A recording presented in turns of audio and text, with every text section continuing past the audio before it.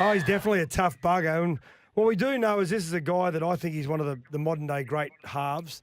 I think he pioneered the way that halves and 5/8s and coaches like to engage the defensive line rat. And at full time on Saturday afternoon after the West Tigers game, he'll be 318 games in the NRL. Phenomenal. 31 tests for the Kiwis as well. And we're honoured to have Kieran Foran, one of our very good friends of the show, to join us on Sports Day before his very last game. How are you, Foz? Oh, going well, thanks, guys. Thanks for having me on. Now, I mean, have you sat back over the last couple of days? And I know you'll reflect a lot after full time, but have you sat back and thought about this amazing journey that you've been on? Yeah, it's starting to feel really quite real now. I suppose when I announced the retirement a number of weeks ago, I felt like I had weeks to sort of soak it up and enjoy it. But yeah, it's come around fast. It's really dawning on me now that this will be it. You know, one more game to go, strap the boots on and get out there and throw everything into it. But at the same time, I'm really excited about the next stage of my life, and I just feel really content with the fact that I'm getting to go out on my own terms and finish my career the way that I would have liked to. Now, 2009, you travel with the Manly's team to the World Club Challenge. You're a skinny little pale half, and you finally make your debut in round 15 against the Raiders that year, starting at 5/8. You end up winning the game at Brookie, and I think it's always great to debut players at home. I think it makes it a little bit easier for their preparation. Is it in those early days, Foz, back in 2009? Was there anything like a welcome to the NRL or welcome to first grade moment that sort of comes to mind? Well, you touch on the debut, and I think it's a day I won't forget in the sense that I just remember putting my boots and socks on before the game and looking around and just being in absolute awe of the guys I was getting bloody changed next to, like your Watmows and your Stewart boys and your Mad Eyes. I was just in awe of those guys. I couldn't quite believe I was about to run out and go into battle with them. And then when I got out there, I was lucky enough to actually score within 5 minutes of the game. I think it was my second touch of the footy or something like that. I got a try, and from that point, I really settled in. I just felt like I belonged, and the nerves just went away, and it was a really enjoyable afternoon. And yeah, the rest is sort of history from that point. So, Mate, Foz, when you look back over your career, and I don't want you to single any one particular person out, but who are some of your favourite teammates that you got to share a locker room with and tour with, and whether it be in international duties or with Manly or with Parramatta or with the Titans, who you've would have met some great people along the way. Oh, for sure, Rat. Yeah, and I actually was reflecting on that today because having been at 5 clubs and as you touched on playing for the Kiwis, I've just crossed paths with so many great people in our game, but I think specifically those early years at Manly, they were great for me. They really helped shape me into the player that I am, learning off Glenn Stewart and Brett Stewart and Jamie Lyon, Steve Maddie, the guys I touched on earlier. And then, through my journey, I've just been fortunate to be coached by so many great guys.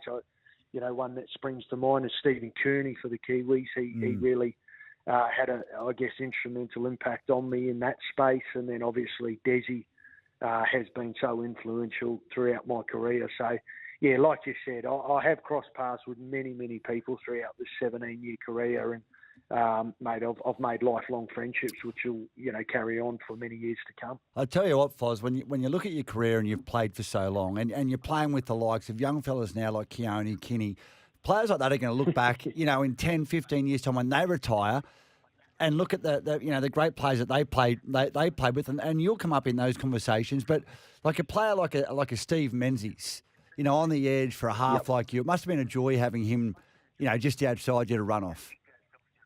Yeah, well, I only trained with Beaver. I missed playing with him. He moved on at the end of 2008 when they won that grand final. But as you said, Watmow and Glenn Stewart, even Big T-Rex like Tony Williams, people forget how devastating he was when he came to Manly. He was the best back rower in the comp at that point. So, mate, I had the luxury of I guess, being told and learning off some of the best back rowers in the game at that time. And that was great for my career in terms of, digging into the line and trying to create space for those devastating ball runners.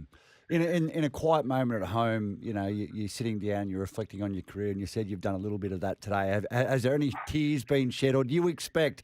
I know what you're like, Foz. You're an emotional character. You're a humble man, and the game's given you so much, and I know you're so appreciative of it. Do you think you might shed a tear when you walk around that field for the last time, saying goodbye to the fans? Oh, I think so, Rat. Yeah, look, I haven't gotten too emotional this week. I did a bit of media yesterday, and I think people thought I might get a bit emotional, but it didn't actually hit me. But I'm already starting to prepare for Saturday, and I think I truly believe heading into the stadium one last time with the backpack on my back and boots inside, I think that's when it'll really start to hit me when I get inside the sheds and you feel like this is the last time you're getting your body strapped up and getting ready to go into battle. I think it'll definitely be emotional for me at full time, mate, no doubt. So, Foz, I listened to you on a podcast a little while ago, and you talked about sort of a catalyst to you wanting to play Australian schoolboys and stuff, and it was your old man, and he was just into you about, you got to be different to everybody else, you got to work harder. Has that been something that, has stuck with you from that early stages of life? Your old man's very successful in the corporate world. Was he a big, I guess, did he drive you, push you hard as a young kid to get you to where you got to?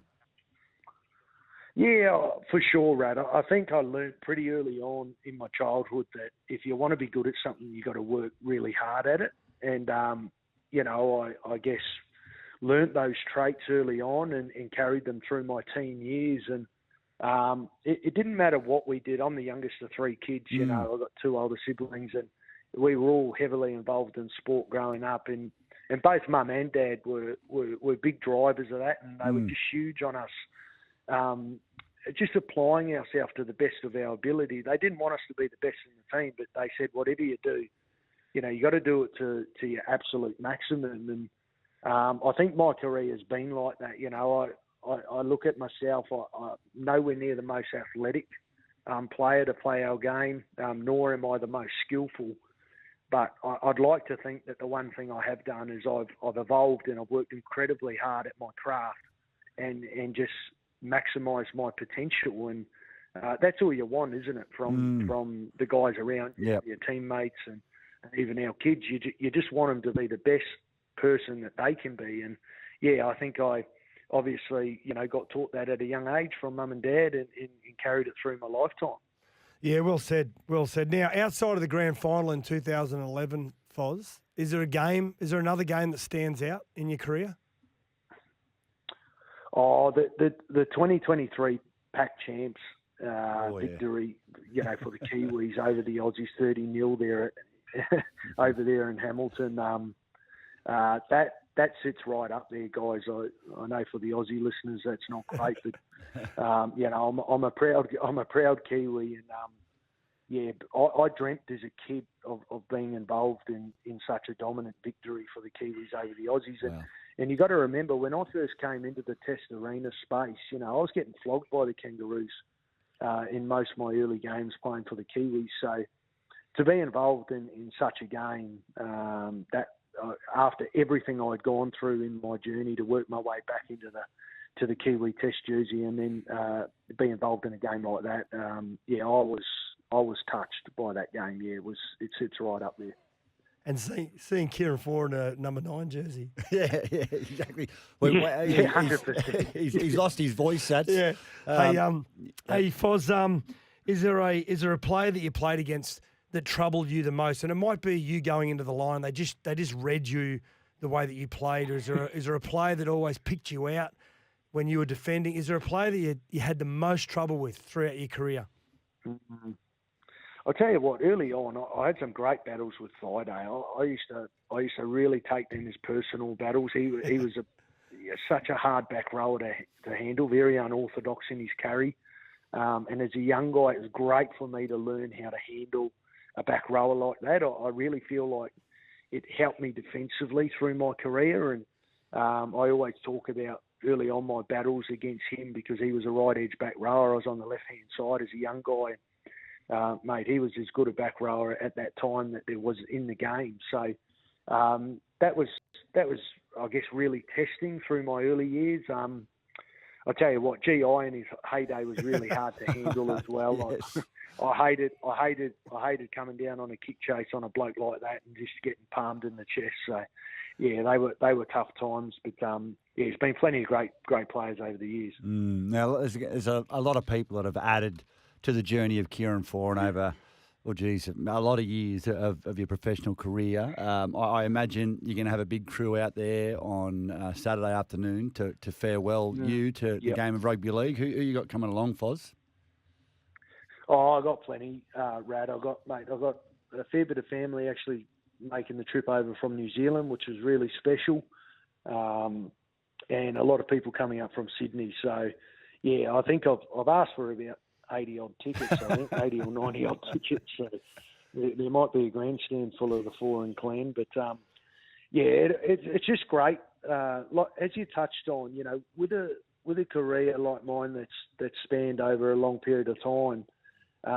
You can't have a career like mine unless you've had the support and the love of family and friends through all the, I guess, hard times. And I've been incredibly blessed that I've just had a wonderful family around me that's just supported me every time it's gotten tough. Whenever I've had to go through some adversity, they've just been there to pick me up. And I really just want to, spend this next few days just obviously soaking it all up with them and allowing them to enjoy it with me, which will be great. Hey, Foz, now both you and your coach, Des Hasler, who's played a massive role in your life and you and his as well, how fitting is it that you not only start your career under him, but you also both get the finish on the same day as well? It must be pretty special for you. Mm. Yeah, it's unique, isn't it? And you wouldn't have scripted it any better, would you? I mean, to think that Des handed me my debut jersey as an 18-and-a-half-year-old, and all these years on, I'm going to be running out in my final game of my career with him at the helm. It makes me quite emotional, really, to think that our lives have been intertwined in some way. And he's, as you touched on, he's been such a influential figure throughout my career.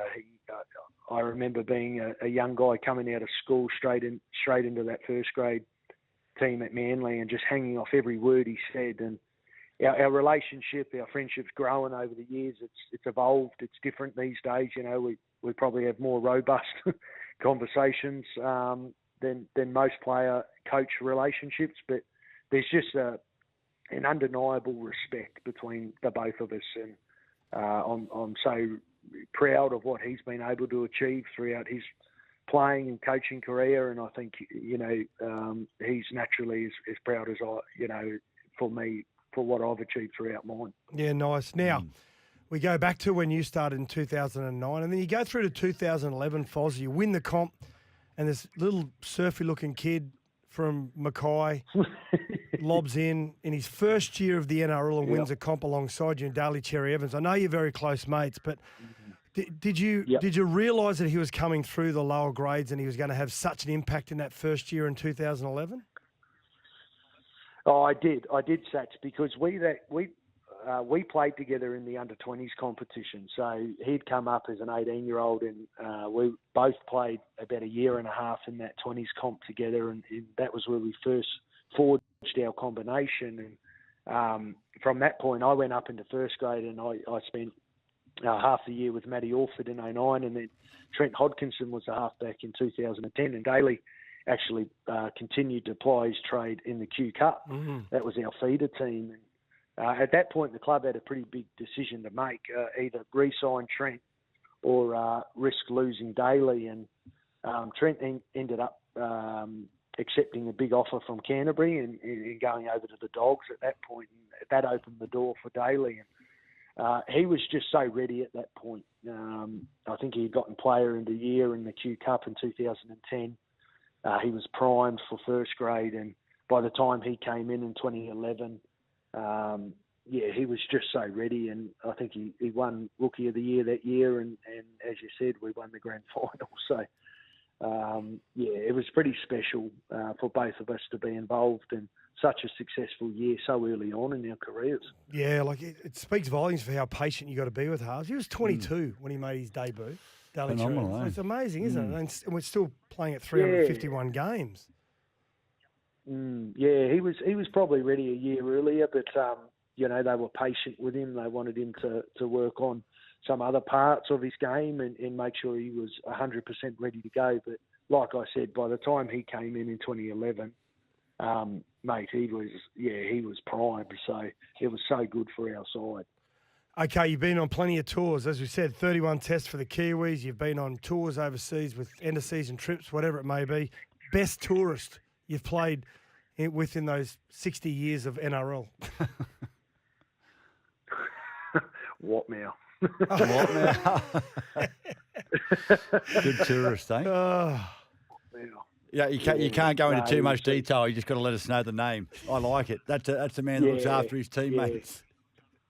Yeah, no, like I said, those early years at Manly, mate, they were cracking years, and those boys, they certainly could enjoy a beer, and it was awesome to go on some tours early on with those guys, and it was fun. Foz, I imagine you're going to stay on the Gold Coast. We've got plenty of golf to play when you retire, mate, so we can work on that handicap. But just tell me about 100%. the Gold Coast Titans right now. They've made some significant changes. I know to the detriment of Desi, he's moving on, but Joshy Hane's coming in, and obviously the blokes next to me on the microphone is coming in to run the football department. You've got some really good young talent there. What have we got to do to unlock that, Foz?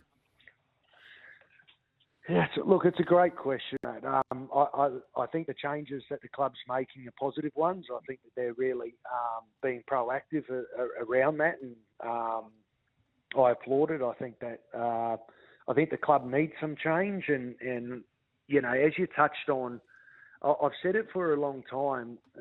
We've got 7 or 8 of the most talented players I've seen throughout my time in the game. It's now a matter of unlocking those guys on a consistent basis and building a really strong foundation around them. And I'm excited for what direction Josh is going to head in with the club. I think he's a great up and coming coach, and it might just be the change that the club needs in terms of some fresh voices. And like I said, it's not far away. I think from the outside looking in, it feels like the Titans are miles off. But I can tell you, if you even have a look at our season this year, we haven't lost too many games by more than 4 or 6 points. So that's promising.